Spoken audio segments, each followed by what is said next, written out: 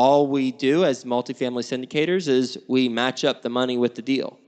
Welcome to CREPN Radio for influential commercial real estate professionals who work with investors, buyers, and sellers of commercial real estate coast to coast. Whether you're an investor, broker, lender, property manager, attorney, or accountant, we're here to learn from the experts.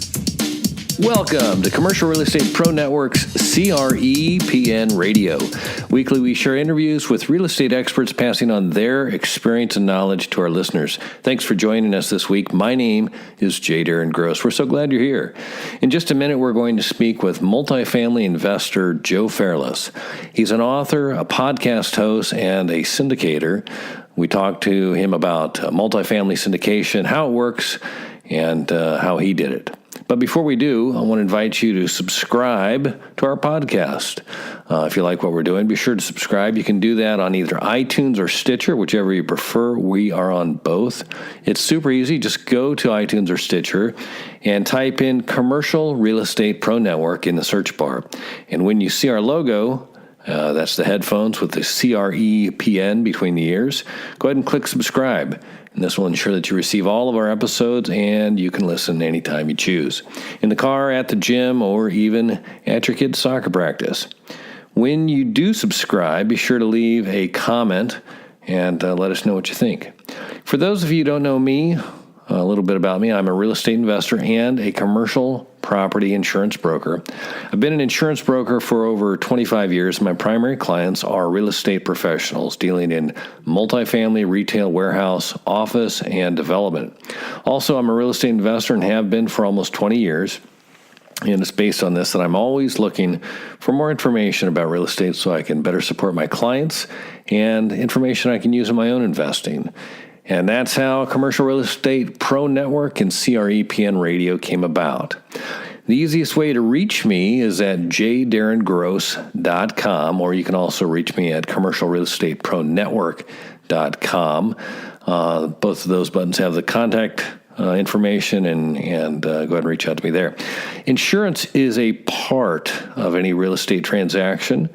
And commercial real estate's a little different than your home and auto insurance. I encourage you to get your free copy of Real Estate Investor's Guide to Commercial Insurance. You can do that. It's on the jdarrengross.com site. It's a free gift to you, help you understand commercial real estate with respects to real estate investing.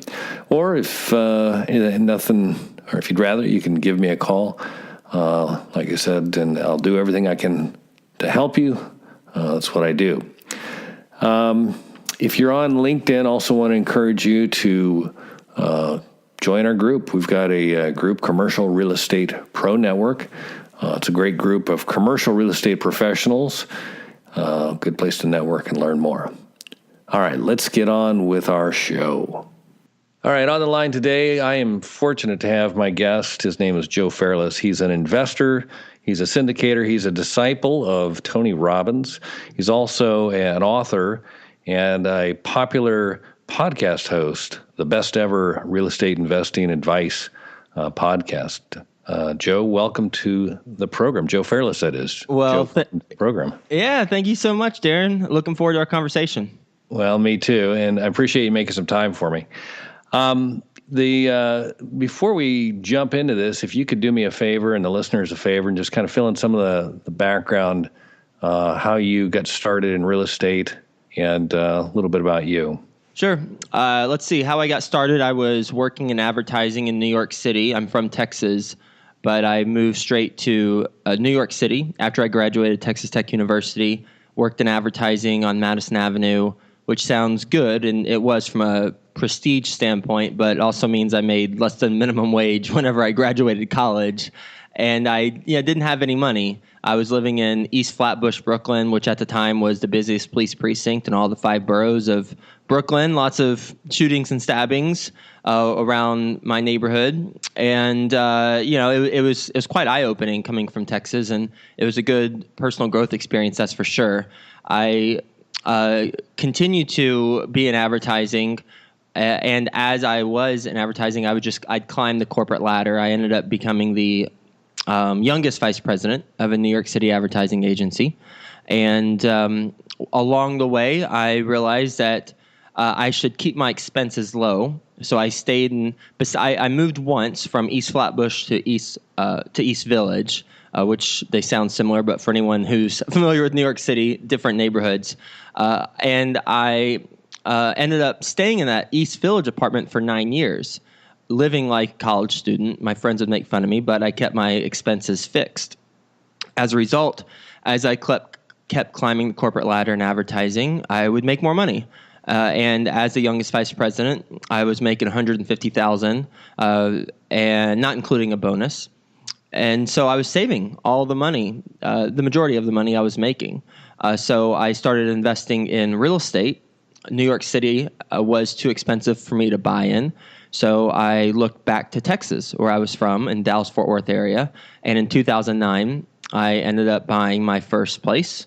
It was a 4-bedroom house in Duncanville, Texas, which is about 15 minutes south of Dallas, for $76,000.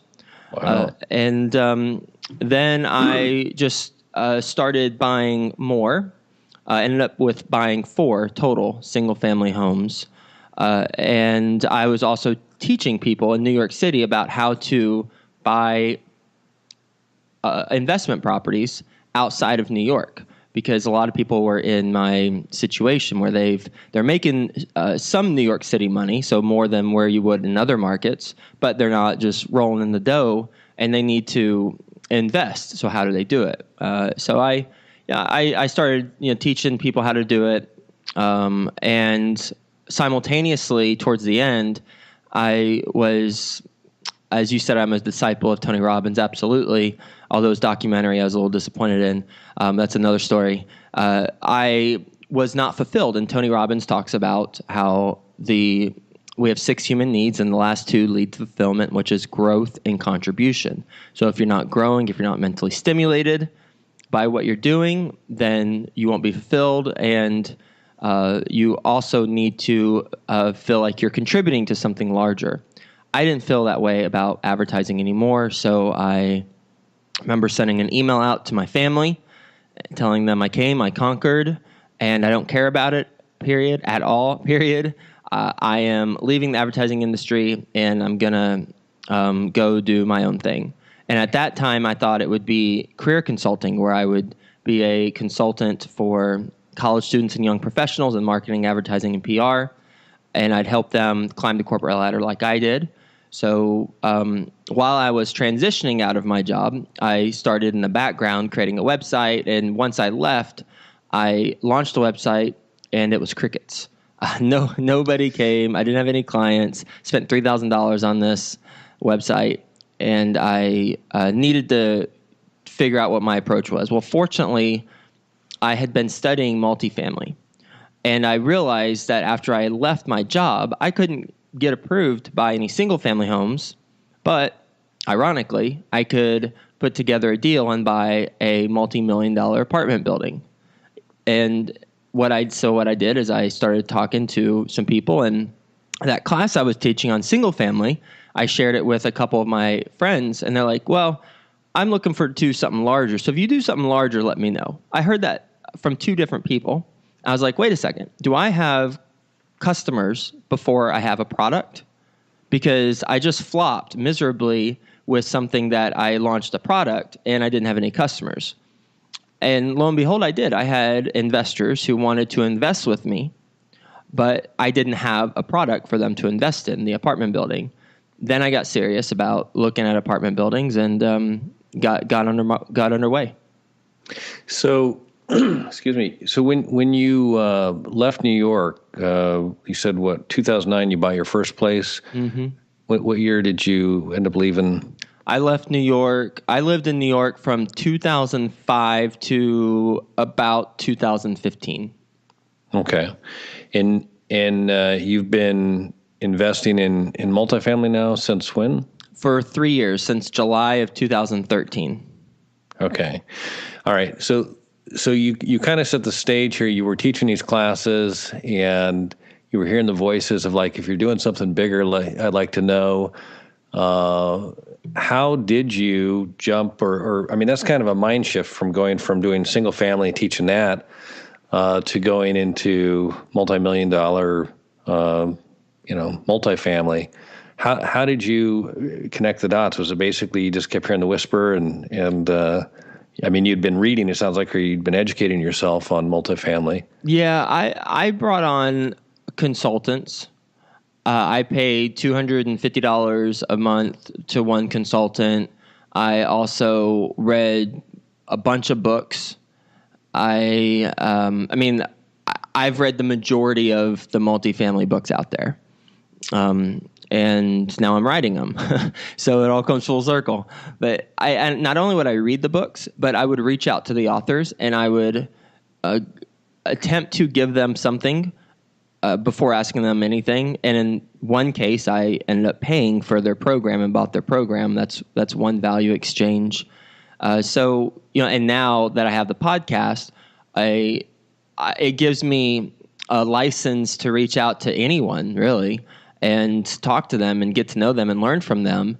So selfishly, I can learn a whole lot, and then I provide value because I give them the exposure to a large audience. But at the time, I didn't have the podcast. So it was attending conferences as well as those other things that I talked about. All right. And the reason, and one of the reasons, I mean, first of all, I'm a fan of yours, but one of the primary reasons I wanted to engage with you today was to talk about specifically that syndication.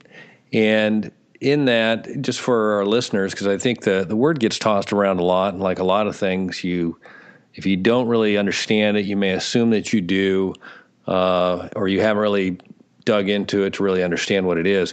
Can you give us a little bit about, because I mean, that's what we're talking about here, is how you got into this multifamily, if I understand right. And maybe what we do is we start with, tell us about your first multifamily deal and how that came about, and maybe that would kind of lay some groundwork on how this came about. Sure.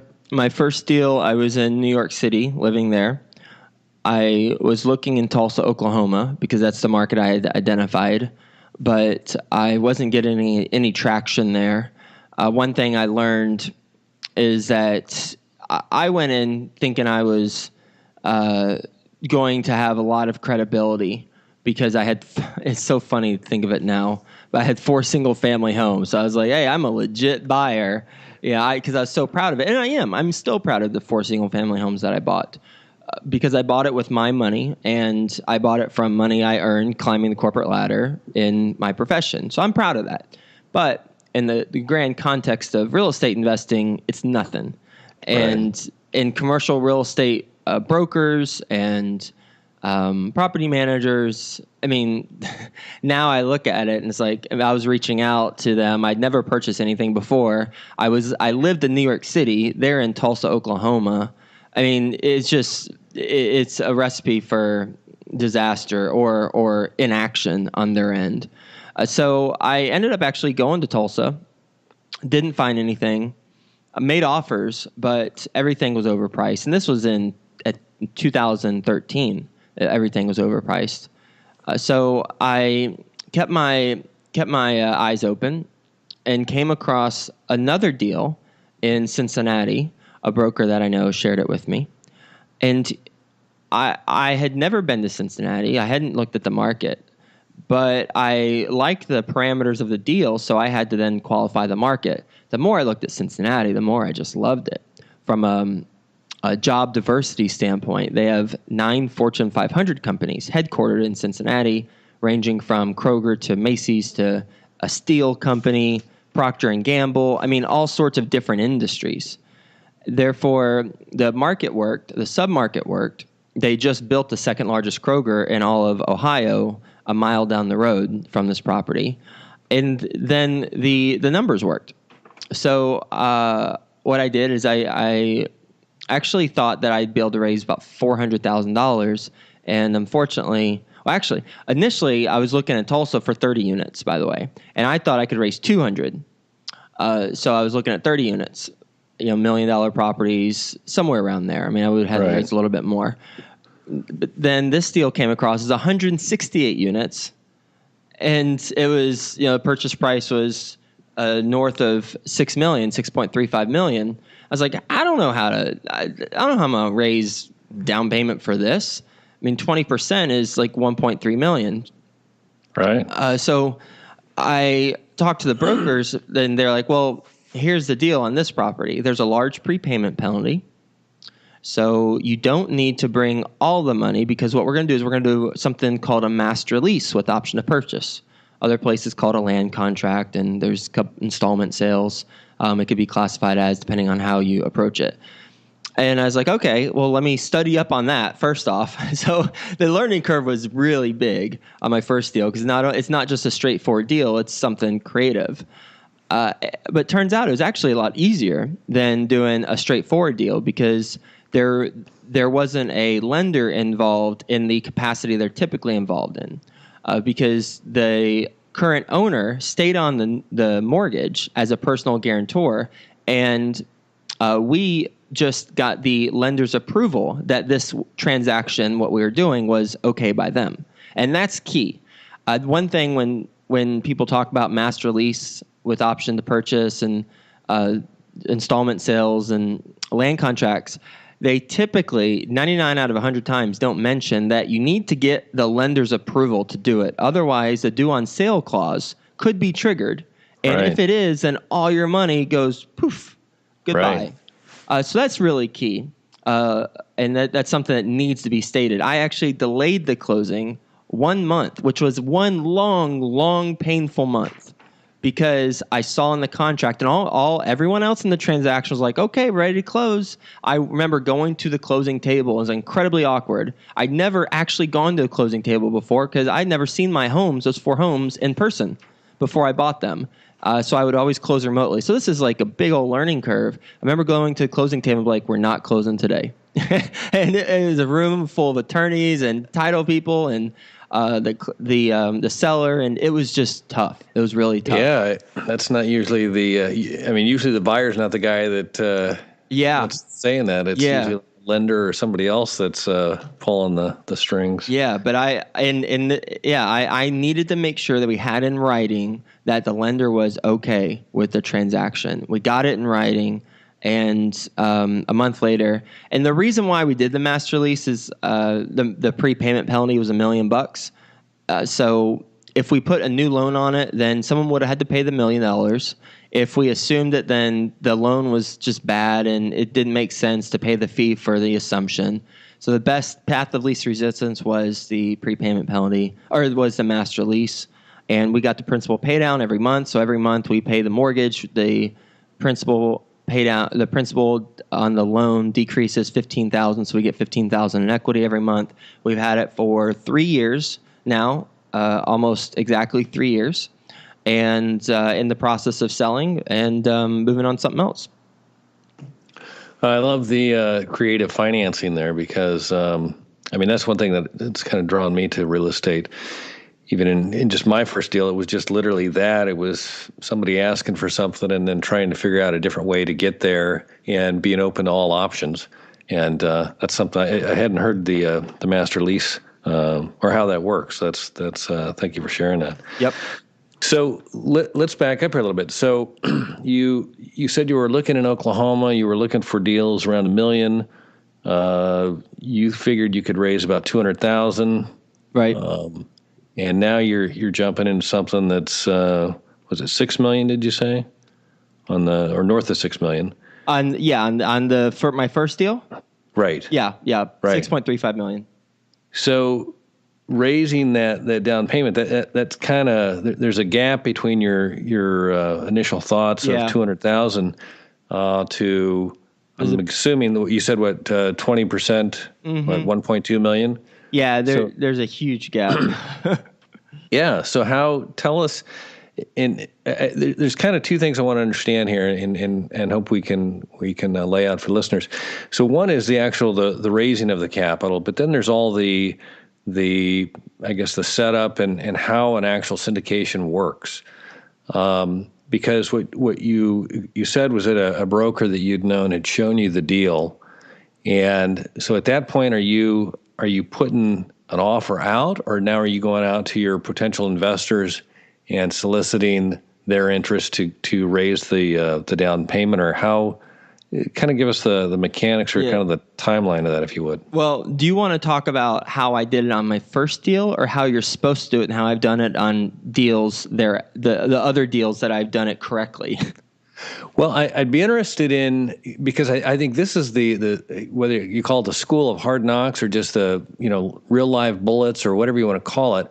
I think there is always the theory, but then there's also what really happens and how creative you have to be. So maybe with a way to do this is how you're supposed to do it, and then maybe we can back into it if we have time on how you did it. Yeah. And how you're supposed to do it is how I do it now. So it's not, fortunately, it's not just theory. It's how I approach things now. And then I'll mention perhaps I'll mention along the way how I did it on the first deal and kind of juxtapose it. So how you do it now is, and how I do it now, is you build anticipation with investors prior to having a deal. A lot of people ask, should I get the deal first? Should I get the investors first? You always get the investors first. You don't have them wire money. You don't do anything formal other than you talk to them about your business plan. You learn about their goals. You learn about what success looks like for them on investing. You learn that if they want to be passive or active. By the way, we only work with passive investors. I actually told an investor last week when we met that this type of investment structure is not for him.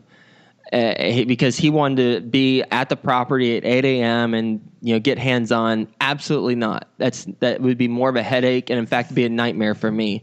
And a liability, right. A literal liability. And I told him, you're not the right investor for what I do. And it was refreshing for me to say it, and it was, I'm sure, refreshing for him to hear someone tell him that. So you ask them questions about how they want to approach things, and then you talk to them about your business model, and then at the end you ask them, if I find something that meets your financial goals of XYZ, would you like me to share it with you? Everyone says yes, sure. I'd love for you to share it with me if you find something that meets the financial goals of what we just discussed. You put them on your list. I have a spreadsheet that I keep as well as a MailChimp email database. But for my accredited investors, and this is people who have $250,000 or $1 million net worth, not including their primary residence, $250,000 earned income, and reasonable expectation to earn it next year too, or this year. So I have a special list of those individuals who I know, and they receive my deals. They also receive special things that I give them. Like when I published my book, I mailed them autographed copies of my book, and I gave them an extra copy so they could share it with a friend. That type of stuff. I keep track of them much more closely than I do my people who subscribe to my newsletter, where I don't have as much information and is not as high level of touch with them.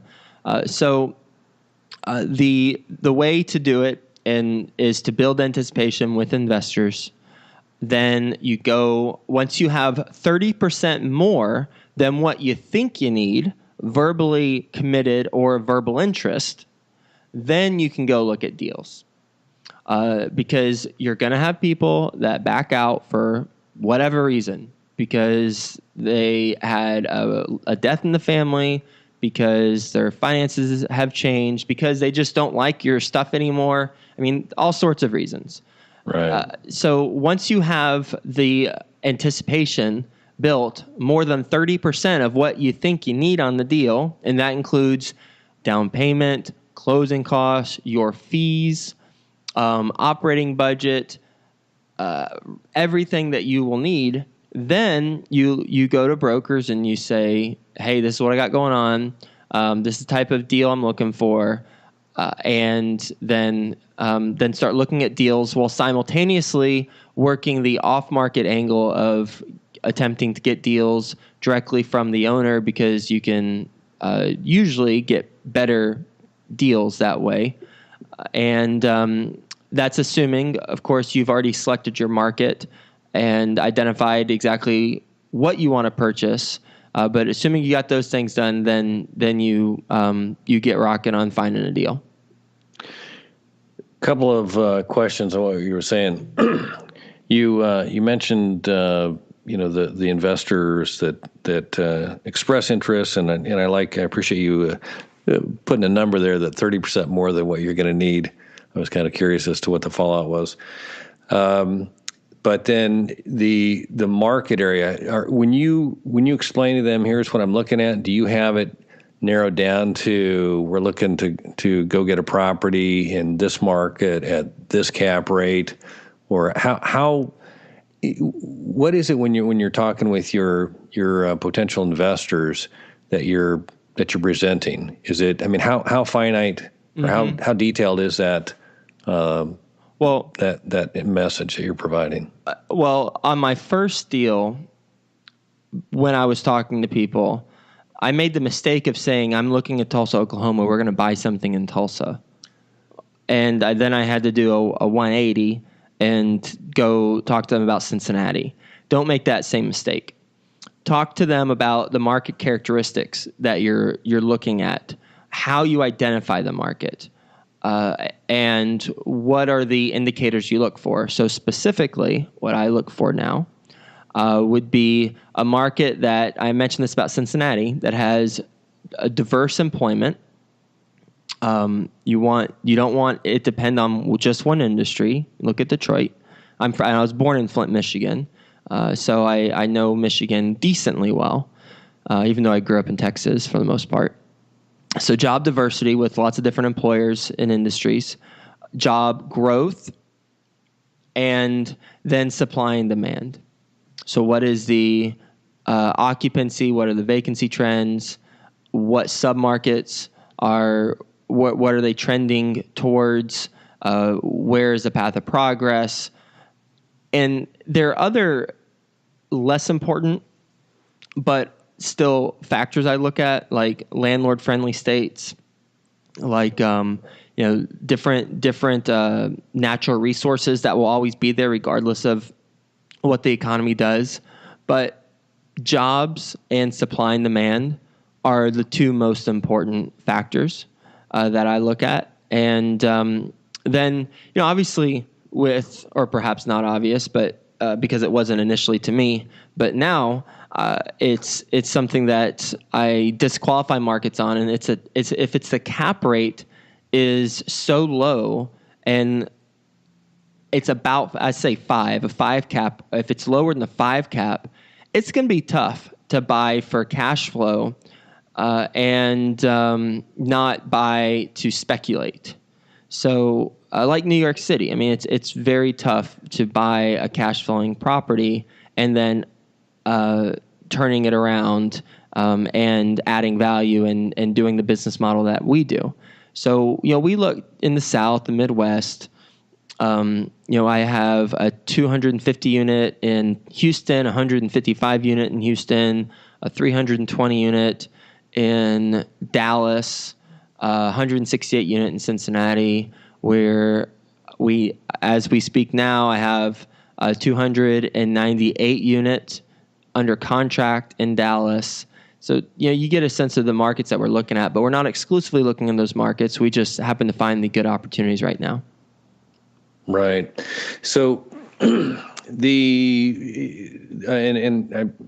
kind of similar here. So the parameters of the marketplace are kind of more of what you're presenting to your potential investors, and that you talked about the cap rate. Are most of your investors, are they looking for a regular rate of return, or is that something that you kind of qualify up front, that there will be a regular cash flow, or how does that work on the operating of the property, or is it just we're going to work this. We're going to get the rents up. We're going to turn this property, and in X number of years, we expect a sale, and we expect possibility of this rate of return. How do you? Am I making sense on what I'm asking there? Yeah, I structure it where we have an 8% preferred return to investors, so they get the first 8% of the profits. After all the the expenses are paid for and reserves and all that good stuff. Then we split the profits either 70-30 or 50-50 after that.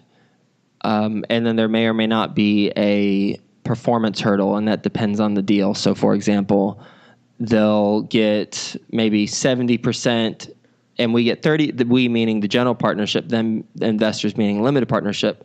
They get 70%, we get 30%, but then once they reach a 20% internal rate of return, then we split it 50-50.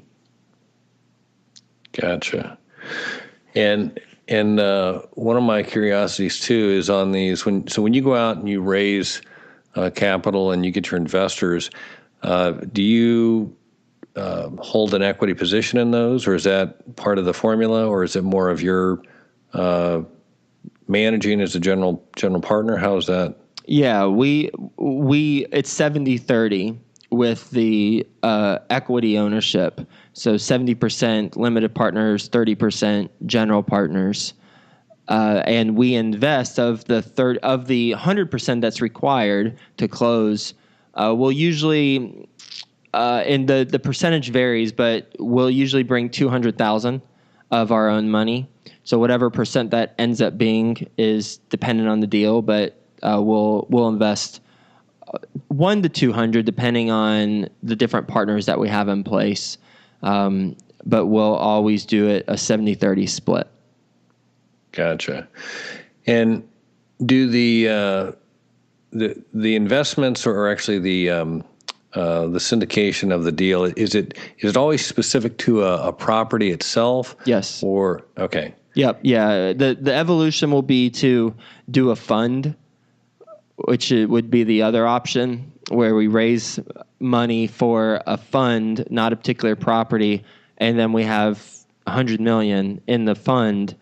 We use that to go invest in properties, and there's not a deal by deal approval process. But right now we're doing it deal by deal. Got it. And when you make these investments, you mentioned you're already set to roll out of the Cincinnati property. What kind of a sunset do you set when you're talking with your investors? Is there a kind of a calendar of an expectation of a liquidation, 5 years. 5 years? Yep. Every one of our deals we project that will hold for 5 years, and then we'll sell at the end of 5 years. Gotcha. And as far as the setup goes, I understand the accredited investor. I mean, there's a process to determining who's accredited. Is it essentially an SEC regulated thing when you go syndicate, or how deep does that go? I mean, I'm assuming there's a legal document where everybody becomes a quote partner at a percentage level, or a stockholder, in the entity that's going to make the purchase. Is that all pretty much boilerplate documentation, or does that vary quite a bit from property to property, or is that? If you have the same general partnership structure and you use the same overall structure with investors, then it's pretty similar. The specific documents, and obviously disclaimer, I'm not an attorney, but you'll want to talk to a securities attorney. But the documents that we use are, one, the private placement memorandum, and that's a 150-page document that says you'll lose every penny. Right. The world's going to end. Two is a operating agreement for the investors to review and sign, and that's the operating agreement you have with them within the entity that you've created, and how it's structured, and who gets paid what, and what's the pecking order, and how you vote and all that good stuff. So it's just similar to an operating agreement you would do in any other venture. And then 3 is an investor qualifier, where they fill out how they're qualified to ensure that they are accredited investors. Got it. So you have the funds put together with your I guess, do you call it, is it a syndicate, or what do you call it once you have that group together? Is that what we call it? Yeah, yeah, sure. Okay. So you have your syndicate together, you approach the broker, you say, hey, this is what we're looking for. Show me what you got. Do you find, and you mentioned the off-market deals, do you employ the broker to do that for you, go out and find those opportunities, or do you have other means to do that as well? Yeah, there's all sorts of ways that we do it. The traditional way, which is you talk to brokers and then they send you the deals that they have. Then you've got the pocket listings that they'll send you before they send to anyone else, before they actually send out the email. And then you've got the off-market deals, which they might go call on owners on your behalf, depending on how strong of a buyer you are. Then you've got the off-market deals where you don't work with a broker, and you do different ways to get those deals. And I have a guide on my website, just my homepage, joefairless.com, and it's 24 ways to get off-market deals. So you can opt in there and get that guide, and it lists 24 different ways. There's ultimately, we need to have a funnel with multiple methods of getting deals, just like we need to have a funnel with multiple methods of getting investors, because all we do as multifamily syndicators is we match up the money with the deal. From a very high level, we got to have money and we got to have a deal. Therefore, we got to make sure that we have multiple ways to get the money and multiple ways to get the deal. Right. Do you ever engage in any of these? I forget what they call them. That call to bid or auction, like auction.com. No. Yeah. Mm-mm. Okay. And what kind of time frame do you or have you experienced from once you have the syndication put together, you go to market? What have you experienced as far as how long has it taken you to find a place to deploy the capital? I'd say, it's an ongoing process. But for my first deal, and because I wanted to mention what I did on the first deal versus I want to circle back there. Yeah, the first deal, I didn't get the money raised. I found the deal, and then I was scrambling, and it was a character building experience I never want to do again. It's terrible. I had an investor back out, actually 2 of them back out a couple weeks before we were supposed to close for a total of $250,000. Was that the first close or the second close? The first one. The first one, yeah. So I had to scramble big time, and one of my current investors ended up just covering it, which was amazing. And I would have found a way to make it happen, but and I did because he covered it. So that's not a situation where you want to put yourself in. As far as the timeline goes, now that I do it the proper way, where you continually have our marketing machine, and you have investor conversations, and you put yourself in the right situations. Yeah, it's in Dallas right now. We're doing 60-day closes. Once we have it under contract, we have 60 days, calendar days to close. Therefore, we are up and running with the investment package the day that we close. That way we can start sharing it with investors, and having a conference call with them, and starting to get commitments quickly. Do you find is there any momentum that you're finding now that you've got several deals under your belt, and also in these two markets specifically, Houston and Dallas, do you find that brokers are calling you and saying, "Hey, Joe, let me know when you're ready to do another one. We've got something I think you might be interested in," or is there anything like that? Yeah, tons of momentum.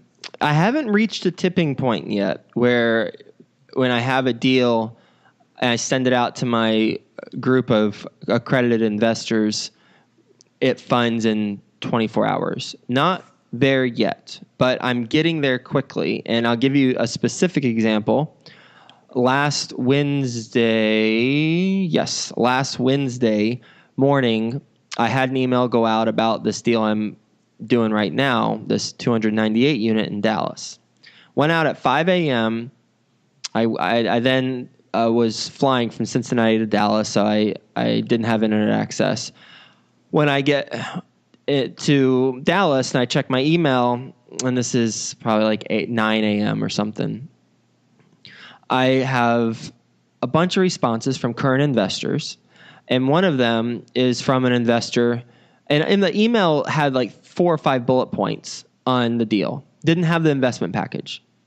The investment package about 28, 29 PowerPoint slides.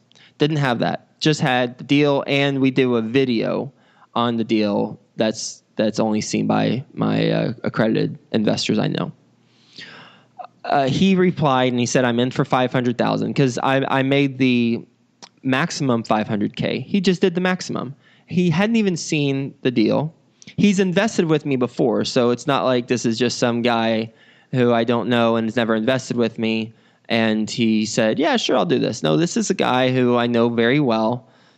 And he was in for $500 without even looking at the investment package, just off an email. That's a snippet of where I want to get to and where I'm getting to, but I'm not completely there yet.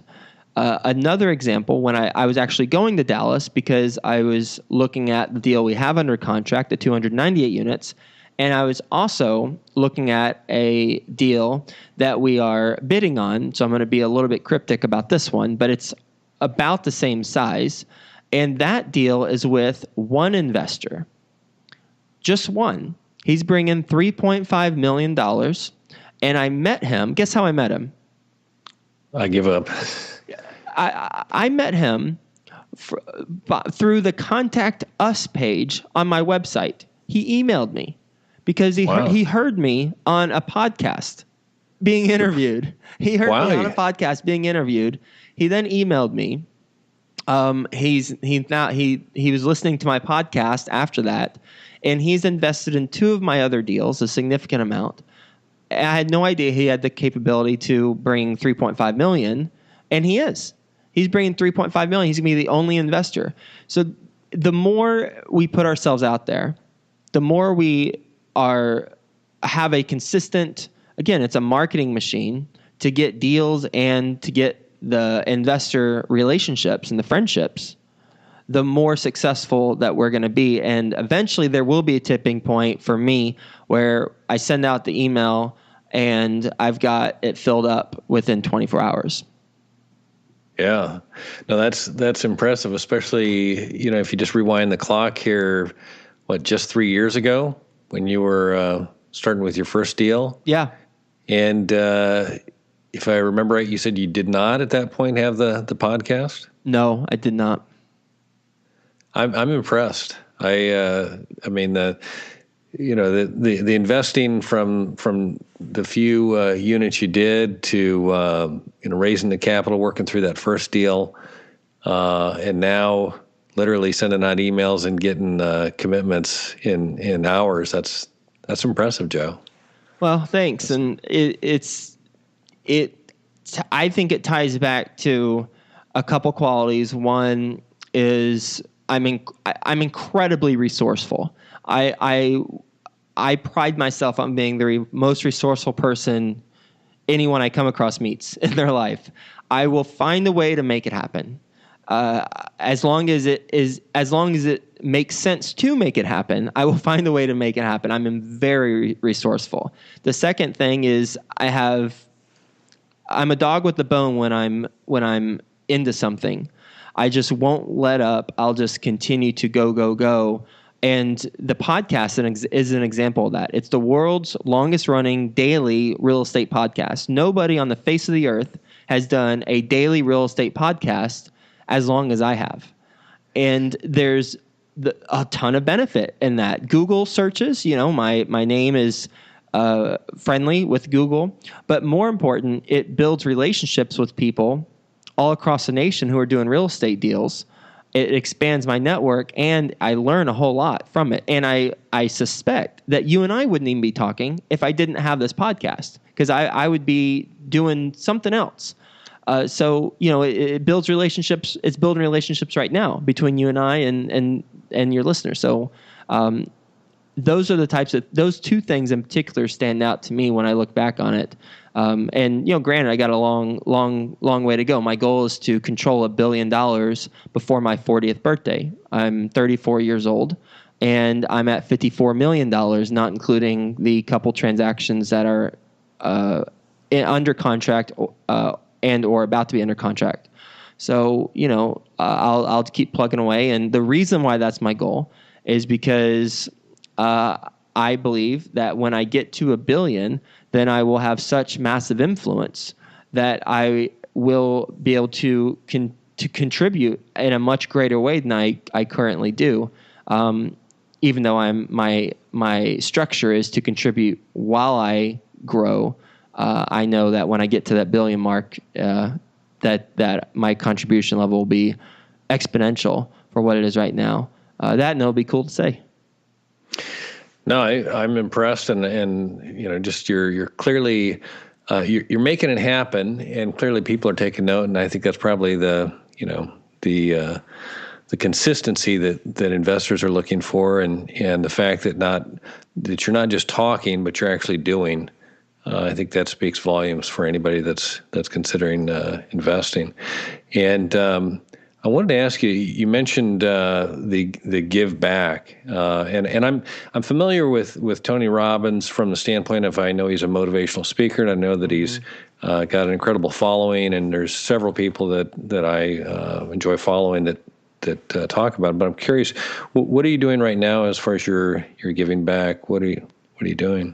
Every year for the last 4 or 5 years, I think 5. I've sent a Texas Tech student to New York City to job shadow for 3 days.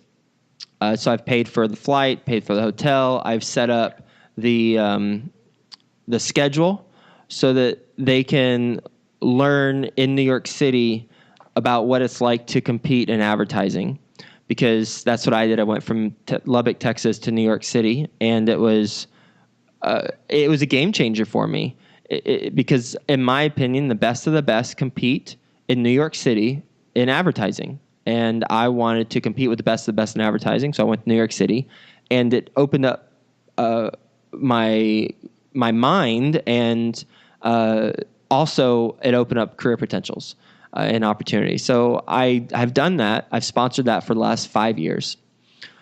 I also am a volunteer for Junior Achievement. I'm on the board for Junior Achievement, helping underserved kids in communities. I am and have donated every single penny of profit from the sales of my book, Best Real Estate Investing Advice Ever, Volume 1, to Junior Achievement. So I'm not making a penny on the sales of my book because I'm donating it all to Junior Achievement. So that's another thing. I'm also have been on the board of directors for the College of Media and Communication at Texas Tech for the last 8-9 years. And I help college kids in that way. And there's a couple other things too. But those are the ways that I do it formally. And then informally, I think it's just through the podcast and other methods that give back on a more business basis. Well, I love the working with college age students and just youth. The college experience, and especially the opportunity to go to New York or just anywhere. I'm from the Midwest, grew up in Kansas, and had my mind blown when I went to France on an exchange. And it was just to see the world at that age and to be exposed to it, like how much bigger the world is than your little world that you grew up in, can only help, expand people's vision and just what the opportunities really are, and how to go there, how to achieve, and how to get in the game there. So that's awesome. Joe, I'm kind of running through, and I'm looking at the time here. I don't want to take your whole day here. I really appreciate you taking a minute to do this. Before we go, I want to kind of ask you, and this is kind of almost a steal from your show, but what would you, as far as the best advice for somebody who's looking to get into syndication, what would you lay out there as far as somebody, what they should consider? What should they do? Well, you got to establish the knowledge, your foundation knowledge. And that is, you got to know the basics first before you start trying to do it. You can email me, info@joefairless.com, and I've got a free apartment resources guide. So just ask for that, info@joefairless.com, and I'll someone on my team will send that to you. Once you establish that, and that guide has books, it has podcasts, that has websites that I go to look at research trends. Most of them are free, I think. LoopNet might be in there. That's paid. So surround yourself with the resources and immerse yourself with the content. Once you've mastered that or have at least a working knowledge, then you bring on someone who will help you get there, because that working knowledge of those documents and podcasts and websites, it's stale, it's not dynamic, and our deals are completely dynamic. Things happen that aren't on the podcast, that aren't in the books, that aren't on these websites, aren't in the forums. So you've got to have someone or someone's helping you along the way. So you've got to align yourself with the right people, because this is I might have simplified it, and the reason I did is because it's important to simplify things so that people take action. But let's be frank here. I mean, this is a Shark Tank. Like you are competing at the highest level when you do multifamily syndication and you're bringing in investor money. This is serious stuff. Serious stuff. And if you mess up, you could be screwed for the foreseeable future. So you've got to surround yourself with people who know how to do it and are currently doing it, because it's not the single family home game. This is major league stuff. So that's the second thing you want to do. And then the third is you just follow the blueprint that others have done before, and you should have similar results and even better results, because now you have the benefit of seeing what they did and didn't do and what they should have done. I like it.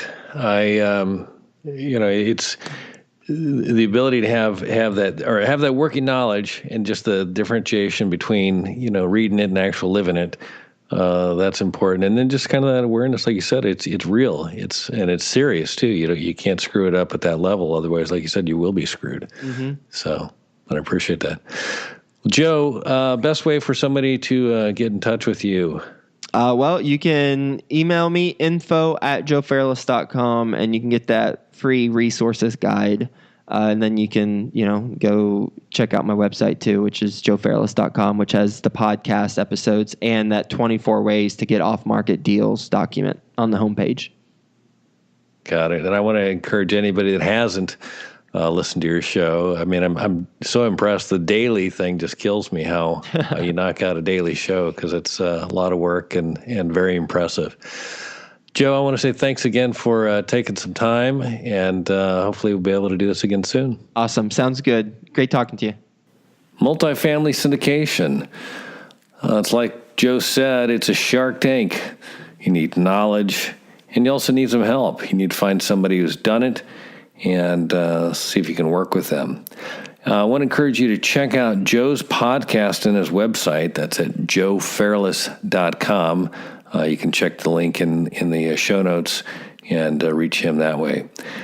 He's an impressive guy. He's got an impressive show. He does a daily show, which just always amazes me, and I'm sure you'll like it. Before we close up here, I want to encourage you also to be sure to subscribe to our show. Again, that way you'll know exactly when a new episode is posted. We know you're busy, and we thank you for making time for us today. We appreciate you. Until next time, thanks for listening to Commercial Real Estate Pro Network's CREPN Radio.